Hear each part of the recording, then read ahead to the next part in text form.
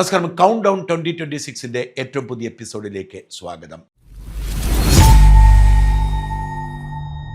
മതവും ജാതിയും നോക്കി സ്ഥാനാർത്ഥി നിർണയം മാത്രമല്ല, മന്ത്രിമാരെ പോലും തീരുമാനിക്കുന്ന കാര്യത്തിൽ കോൺഗ്രസ് പാർട്ടിയോളം പാരമ്പര്യമുള്ള മറ്റൊരു പ്രസ്ഥാനം കേരളത്തിൽ എന്നല്ല ഇന്ത്യയിലുണ്ടെന്ന് തോന്നുന്നില്ല. സീറ്റ് നിർണയത്തിൽ ഏറ്റവും പ്രധാനപ്പെട്ടത് മെറിറ്റിനേക്കാൾ ജാതിക്ക് അവർ പ്രാധാന്യം കൊടുക്കുന്നു.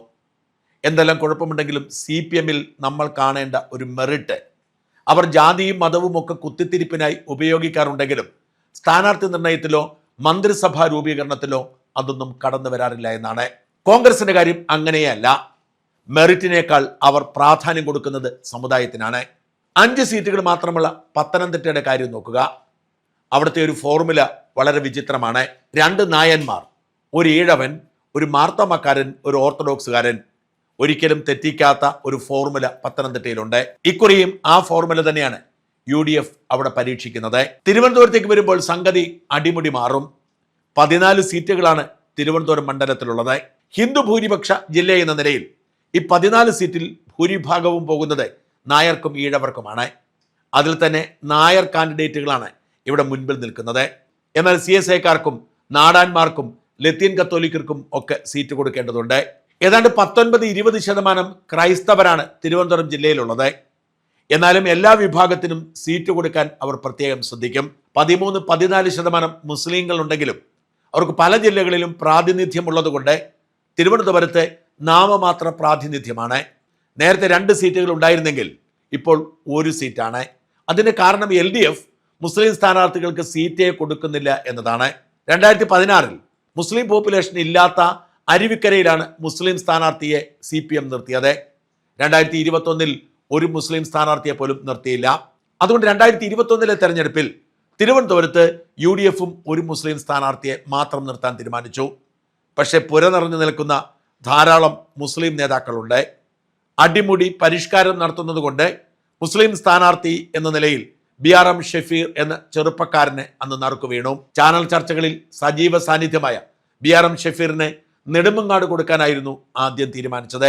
എന്നാൽ നെടുമങ്ങാടിനേക്കാൾ മുസ്ലിം ജനസംഖ്യയുള്ളത് വർക്കലയിലായതുകൊണ്ട് വർക്കല കൊടുക്കാം എന്നായി ഒടുവിൽ തീരുമാനം.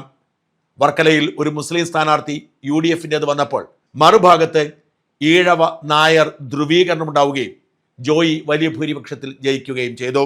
നെടുമങ്ങാട് മണ്ഡലത്തിൽപ്പെട്ട BRM ഷഫീറെ അവിടെ സുപരിചിതനാണ്. കഴിഞ്ഞ 20 വർഷമായി നെടുമങ്ങാട് കോടതിയിൽ പാവപ്പെട്ടവരുടെ കേസുകൾ ഫീസ് വാങ്ങാതെ നടത്തുന്നതിലൂടെ പേരെടുത്ത BRM ഷഫീർ ഇക്കുറി നെടുമങ്ങാട് സീറ്റ് കിട്ടിയേക്കും എന്നായിരുന്നു കണക്കുകൂട്ടൽ. വർക്കലയിൽ ഈഴവ സ്ഥാനാർത്ഥിയാണ് നിർത്തേണ്ടത് എന്ന തോന്നൽ ശക്തമായതോടെയാണ് ഷഫീറിന് നെടുമങ്ങാട് സീറ്റ് കൊടുക്കാൻ ധാരണയായത്.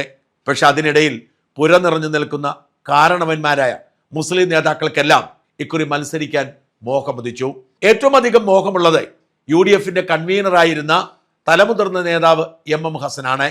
സംസാരിക്കാനോ നടക്കാനോ എത്രമാത്രം ശേഷിയുണ്ട് എന്ന കാര്യത്തിൽ തർക്കമുണ്ടെങ്കിലും മത്സരിക്കാൻ തനിക്ക് സീറ്റ് വേണം എന്ന കാര്യത്തിൽ ഹസന് ഒരു തർക്കവുമില്ല. ഉമ്മൻചാണ്ടിയുടെ ഒക്കെ സമകാലികരായിരുന്ന ഹസനെ മത്സരിക്കാൻ ആഗ്രഹമുണ്ടെങ്കിൽ എങ്ങനെ നിഷേധിക്കും എന്നാണ് പലരുടെയും ചോദ്യം.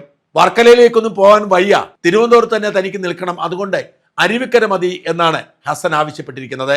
ഹസൻ അരുവിക്കരയിൽ നിന്നാൽ തോറ്റുപോകും എന്ന കാര്യത്തിൽ ഹസൻ ഒഴികെ മറ്റാർക്കും തർക്കമില്ല. അരുവിക്കരയിൽ ശബരിനാഥിനെ തലനാരിഴയ്ക്ക് തോൽപ്പിച്ച സ്റ്റീഫനെ നേരിടാൻ നാടാർ വിഭാഗത്തിൽപ്പെട്ട ഒരു സ്ഥാനാർത്ഥിയെ കൊണ്ടുവരണം. ആവശ്യമെങ്കിൽ മുൻ കാട്ടാക്കട MLA, മുൻ ഡെപ്യൂട്ടി സ്പീക്കർ ശക്തനെ കൊണ്ടുവന്നാലും കുഴപ്പമില്ല എന്ന് വിശ്വസിക്കുന്നവർക്കിടയിലാണ് ഹസൻ ക്ലെയിമുമായി രംഗത്തെത്തിയിരിക്കുന്നത്. ഹസൻ മാത്രമല്ല, മുൻ വർക്കല MLA വർക്കല കഹാറിനും മോഹമുദിച്ചിട്ടുണ്ട്. വർക്കലയിലാണ് ഏറ്റവും കൂടുതൽ മുസ്ലിമുകൾ ഉള്ളത്. അതുകൊണ്ട് താൻ വർക്കലയിൽ നിന്ന് മത്സരിക്കുമെന്ന് പറഞ്ഞ് കഹാർ രംഗത്ത് വന്നിരിക്കുന്നു. മുൻ കഴക്കൂട്ടം MLA MA വാഹിദിനും വീണ്ടും മത്സരമോഹമുണർന്നിട്ടുണ്ട്. വർക്കലയിലോ നെടുമങ്ങാടോ അരുവിക്കരയിലോ കഴക്കൂട്ടത്തോ എവിടെയാണെങ്കിലും താൻ മത്സരിക്കും എന്നാണ് വാഹിദിന്റെ നിലപാട്. കാലഹരണപ്പെട്ട വാഹിദും കഹാറും ഹസനുമൊക്കെ മത്സരിക്കാൻ ഇറങ്ങിയാൽ തോൽവി ഉറപ്പാണെന്ന് കോൺഗ്രസ് പ്രവർത്തകർ പറയുന്നു. മുസ്ലിം പ്രാതിനിധ്യം കൊടുക്കണമെങ്കിൽ അത് കൊടുക്കേണ്ടത് BRM ഷഫീറിനാണ് എന്ന കാര്യത്തിൽ കോൺഗ്രസ് പ്രവർത്തകർക്ക് തർക്കമില്ല. നിർഭാഗ്യവശാൽ കോൺഗ്രസിന്റെ ജാതി മത സമവാക്യമനുസരിച്ച് ഒരൊറ്റ മുസ്ലിം സ്ഥാനാർത്ഥിക്ക് മാത്രമേ തിരുവനന്തപുരത്ത് മത്സരിക്കാൻ അവസരം കിട്ടൂ. ആ നടുക്ക് MM ഹസനോ വർക്കല കഹാറിനോ MA വാഹിദിനോ വീണാൽ വഴിയാധാരമാവുക BRM ഷഫീറാകും.